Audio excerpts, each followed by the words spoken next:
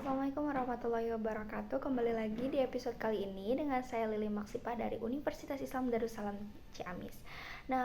Melanjutkan episode kemarin terkait bagaimana sejarah peradilan pada masa sahabat, yaitu pada masa Bani Umayyah. Lalu sekarang saya akan menjelaskan bagaimana sistem peradilan pada masa dinasti Abbasiyah. Sistem peradilan pada masa Sistem peradilan pada dinasti Abbasiyah ini mulai ditertibkan kembali dari mulai adanya kodi, yaitu kodi tingkat pertama, tingkat banding, lalu kasasi. Pada zaman ini kasus-kasus itu mulai merajalela dari mulai perekonomian, kasus kejahatan, dan lain sebagainya. Mengapa demikian? Karena ilmu pengetahuan dan lain-lainnya sudah meningkat dan peradaban sudah meluas. Jadi banyak kasus-kasus yang memang harus diselesaikan.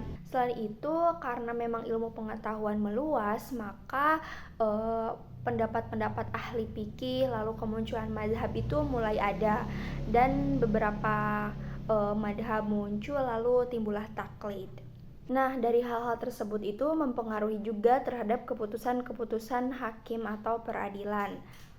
Yang pertama ialah lemahnya keputusan hakim. Mengapa demikian? Karena pada saat itu mazhab yang 4 sudah ada. Makanya hakim diminta untuk memutuskan semua perkara sesuai mazhab yang mereka anut.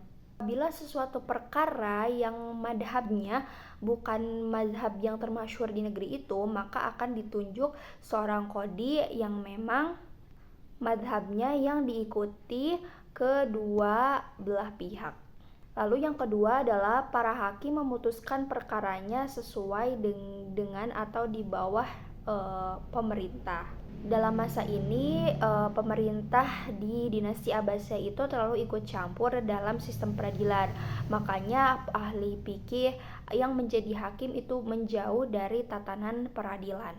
Lalu muncullah yang namanya Qadi Al-Qudrat. Qadi Al-Qudrat ini mereka bisa mengawasi tindakan-tindakan yang dilakukan oleh hakim.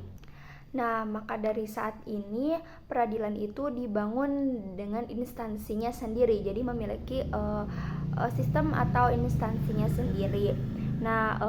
Semua itu diangkat dan diawasi oleh Qadi Al-Qudrat tersebut.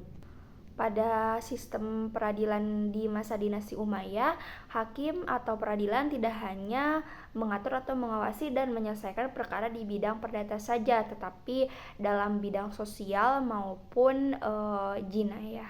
Dari saya, billahi taufiq wal hidayah. Wassalamualaikum warahmatullahi wabarakatuh.